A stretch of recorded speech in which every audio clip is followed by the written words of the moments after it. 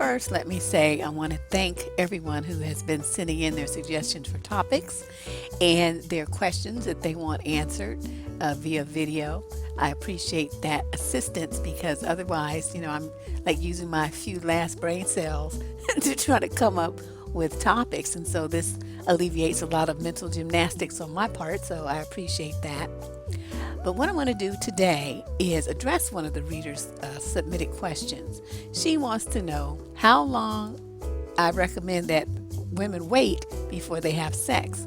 She wants to know, is there like a time frame, some kind of guidelines to make sure that she doesn't have sex, quote, too soon. And that's an important point. I'm going to go over that. And she also wants to know if it's realistic to expect to have a relationship that does not have sex as a component in our modern times. Okay, so let's break this down. As far as waiting, how long you should wait, that is a question that really doesn't have one answer, and I'll explain why. There are so many variables there depending upon the age of the couple.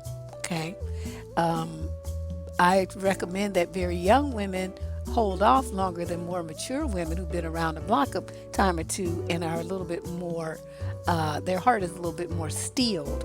They can more easily, just enjoy the action and then get up and go on with their world. So, that's going to be part of it. So the two types of women, though, are the ones who can basically have sex without drama. They're not expecting nothing. They don't want nothing. I mean, if it happens, that's fine. If it's not, that's fine too. And then there's a second type of woman who cannot have sex, and she just like loses it. She just gets attached to the dude that she had sex with and expects to make a relationship out of it. And my phrase used to be, you lay down with a FWB and then you get up thinking you got a relationship, and it don't work like that. So those two types of women, you have to know which type you are. That is also going to have a great deal of bearing on your, how long you wait. Let's put it that way. If you have any questions about that, and you're the second type of woman who expects more after sexual activity, check out the video called, Getting Sprung on a dude who ain't shit, or something, like some kind of title like that. You'll see it in the video listing, and that's a whole video devoted to women with that mentality. Okay, so the age, the mentality of the woman, the two types. Then the other component that you have to consider is, what is that woman's goal? Now, if she's looking for a future husband, she's probably going to be a little bit more conservative, because she wants to take her time and make sure this guy meets her checklist of husband qualifications. You see what I mean? She's not just looking for a good time. She wants somebody who's a provider, who's got morals and values, who wants children like her, who is got steady employment, good credit. I mean, you know what I mean? She's looking to merge her life with his. So she's not going to necessarily want to have sex with somebody who doesn't meet that checklist. It's like, what the fuck for? I'm looking for a husband and you don't qualify. So, most likely she would be the one who would hold off and be more interested in maintaining celibacy until she meets the guy, that's the right dude. Then there's the kind of, like say young people dating, whatever, and they have a situation where they're considered a couple. The people view them as going together, or, that's my man, that's my woman. They claim each other kind of situation.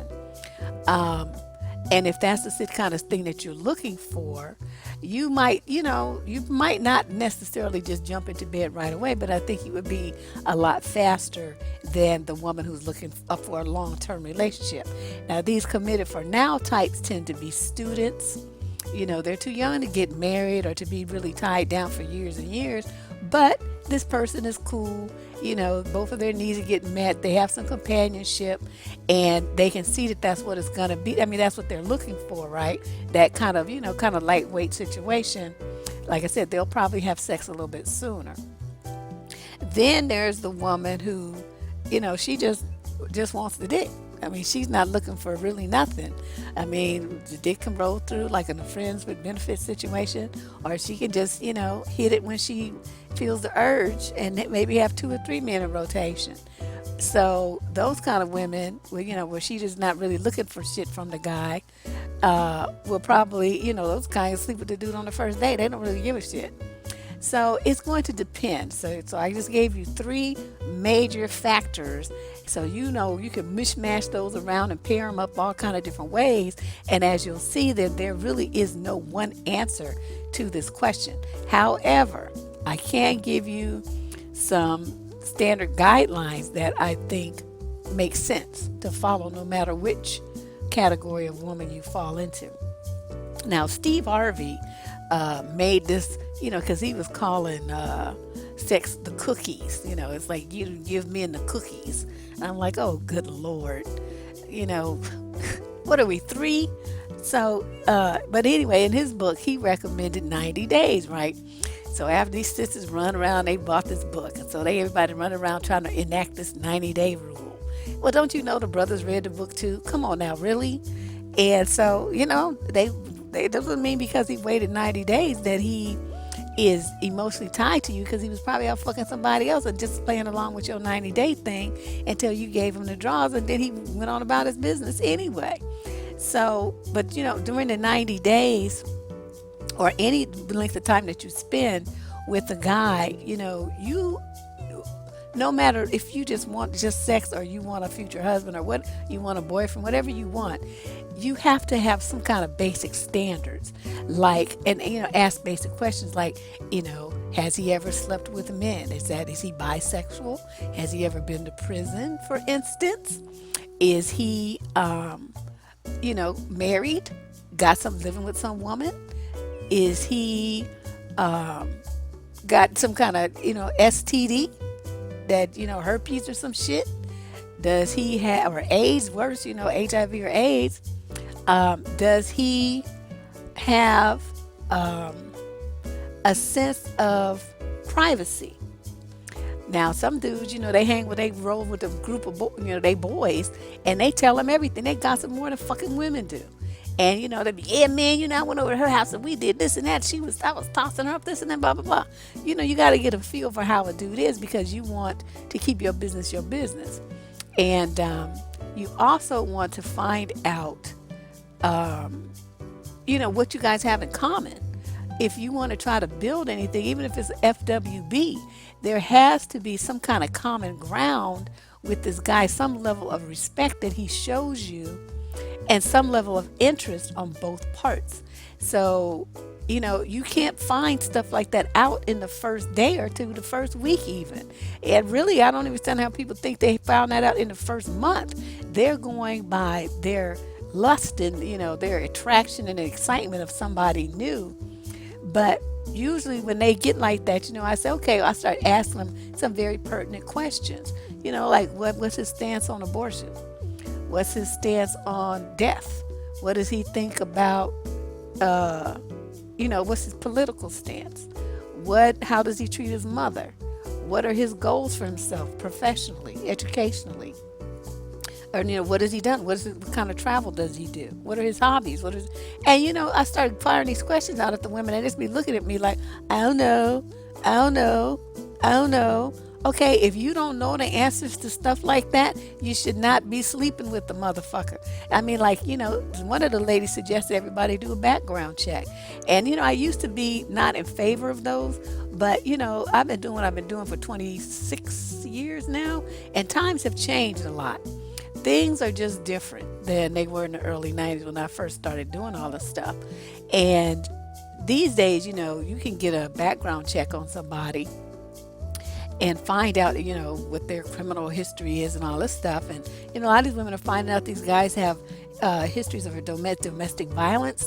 They're registered sex offenders, and they have kids. I mean, all this kind of stuff. You got to spend more time getting to know who it is you're going to be sharing your body with, because even in a situation where you just want sex, which in these days and times is just a little bit too risky for me.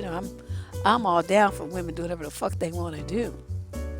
But I'm kind of, getting a little bit more cautious in that a lot of these STDs now are antibiotic resistant.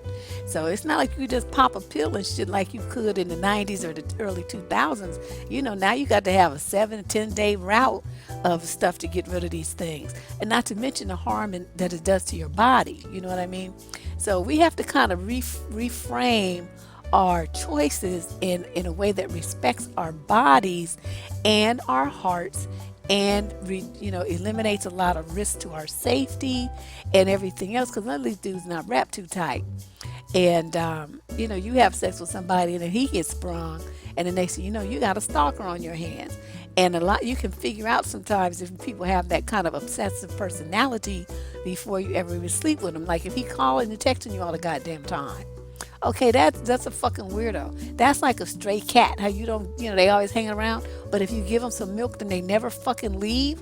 That's how these dudes are. So you have to be very careful. Just really, really pay attention to what he says and what he does and how he treats you.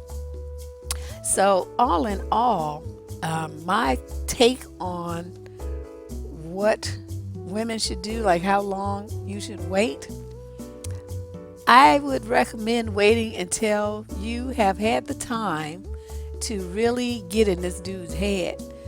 Can that happen in 90 days? Certainly. Can it happen in less than 90 days? If you're an astute question asker and a very observant person, absolutely. But for those of you who are really young and going to be talking about stupid stuff like what movie you like and what's your favorite book and what kind of music you listen to, see, your interviewing skills need some work. So you're going to waste a lot of time asking dumb chick questions instead of getting to the nitty gritty to find out how that motherfucker thinks. And so I think, I don't know. I personally think that there's nothing wrong, especially if you're looking for a serious relationship. Your best course of action is to hold off on sexual activity, especially if you're the kind of woman who, gets overly attached after she has sex. Hold off until you have had time to fully investigate a guy to where you feel, that you're really comfortable and solid in your knowledge of who this man is. And it also gives you time to really develop an attachment to each other that is beyond the physical. You get to spend a lot of time together talking in neutral territory, exploring each other's thoughts and feelings, dreams, hopes, history, and all that. That's how you get to know somebody. And if you can connect to a guy from his heart and, and then you have sex, it'll be a much better, richer experience for both of you. It'll mean something. Now, like I said, if you just want to have sex, this is not an indictment of your behavior at all. You do you. But, this young lady seemed to be very concerned about the issues that I'm addressing in this video. And for her, these are the answers. All right? So any questions that you feel like I didn't answer, you're not clear on something, just post it below in the comment box. We stay lively on this channel in the comment section, and I'll be sure to respond as soon as I can. This is Deb Cooper from survivingdating.com and askheartbeat.com. Feel free to send in your advice questions, and I'll get to them as soon as I can. Thanks for listening. Bye-bye.